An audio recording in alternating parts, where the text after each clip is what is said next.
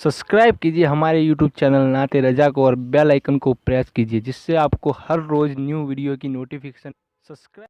एक मर्तबा राबिया बसरी रात के वक्त नमाज में मसरूफ थी।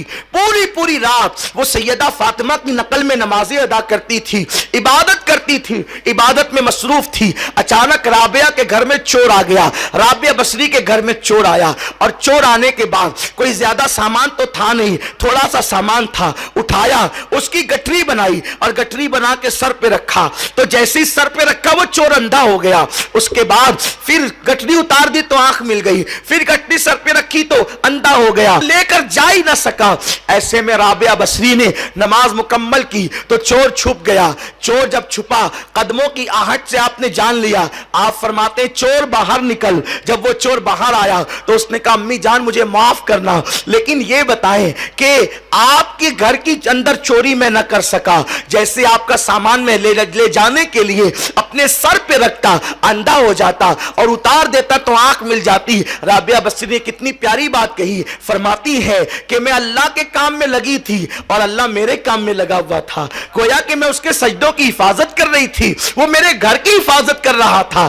आज खुशियां कौन नहीं चाहता? हर बार बहन चाहती है कि खुशियां मिले, हर मां चाहती है कि खुशियां मिले। इस वक्त लोग बिल्कुल बौले कुत्ते की तरह हो गए हैं खुशियां पाने के लिए। कोई खुशियां शराब के अड्डों पे ढूंढ रहा है, कोई खुशियां ताश के पत्तों में ढूंढ रहा है, कोई खुशियां गानों में ढूंढ रहा है, कोई खुशियां फिल्मों में ढूंढ रहा है, कोई खुशियां पार्कों में ढूंढ रहा है। लोग कहते हैं सैयद साहब घर में दौलत है लेकिन खुशियां नहीं है, सब कुछ है लेकिन खुशियां नहीं है, बच्चे मगर खुशियां नहीं है। लोग खुशियों की मुतलाशी है। नादानो सुनो, तुम्हें खुशियां कहीं नहीं मिलेगी। खुशियां मिलने की एक जगह है, खुशियों का मरकज एक है जिसको जाते रिसालत माफ कहते हैं। तुम अल्लाह के महबूब को खुश करते रहो, मदीने से खुशियों की खैरात आती रहेगी और तुम्हारे घरों में खुशियों का माहौल बनता रहेगा।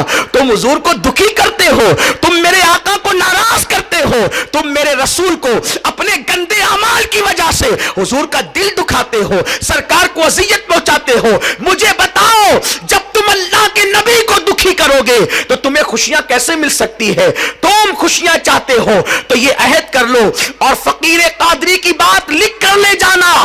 तुमने हुजूर को खुश करना शुरू कर दिया तो रेत के अंगारों पर भी, रेत तपती हुई रेत पर भी और अंगारों पर भी अल्लाह तुम्हें खुशियां अता करेगा। वो आग को बाग बना देगा। शर्त यह है कि तुम उसके महबूब को खुश करो। क्या जनाब इब्राहिम के लिए आग बाग में तब्दील नहीं हो गई? क्यों तब्दील हुई?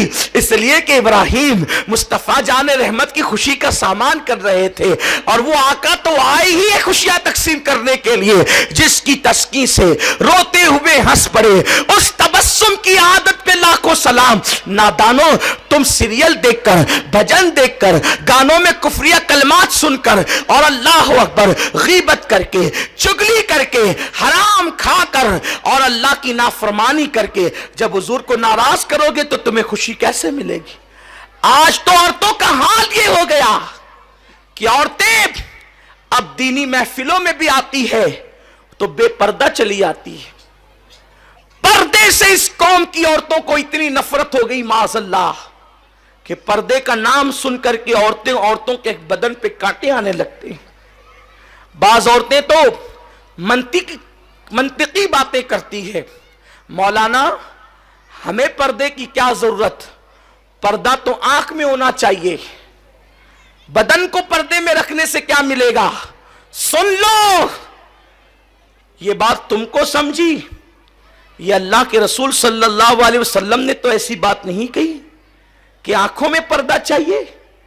सरकार सल्लल्लाहु अलैहि वसल्लम ने तो अपनी कौम की बेटियों की इज्जत और आबरू को काबतुल्लाह से बुलंद कर दिया, काबे से अफजल कर दिया ताकि तुम्हारी इज्जत और आबरू का तहफ्फुज हो।